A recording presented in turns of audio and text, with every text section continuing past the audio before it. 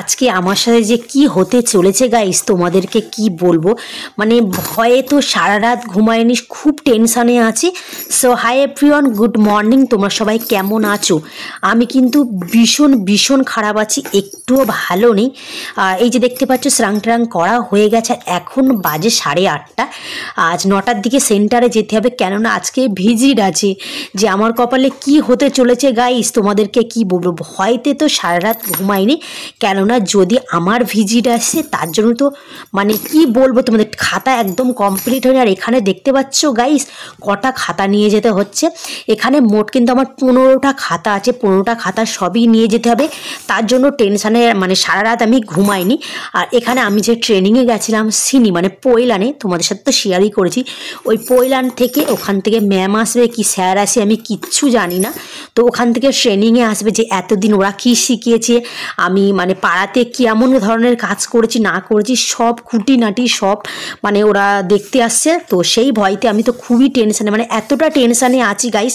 কালকে সারা রাত আমি ঘুমাইনি, সে আমি কি হবে, আমার কি ধরবে না ধরবে, মানে আজকে তাই ভাবছি আমার কপালে আজকে খুবই কষ্ট।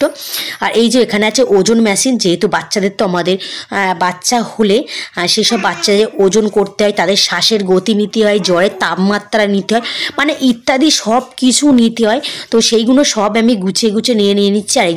আর এই যে এই মানে জ্বরের যে ওই থার্মোমিটারটা, এটা যে কী জানো তো, যেখানে আমাদের সেন্টার থেকে যেটা আমাকে দিয়েছিল সেটা খারাপ হয়ে গেছে। আমি কি করব এটাই আমি ভাবছি।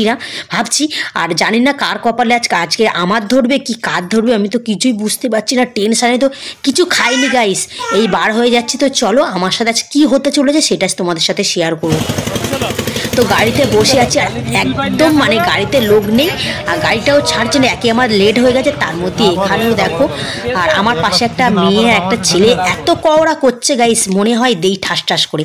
তো এখানে চলে এসছে, আর এই যে আমাদের ম্যাডাম এসছে, এইটা উনি ভিজিট করবে। আর দেখো গাইস সবাই পরপর বসে আছে ভয়তে, আমিও তো টেনশানে, আমার হাত পা পুরো ঠান্ডা হয়ে যাচ্ছে গাইস, কি হবে না হবে।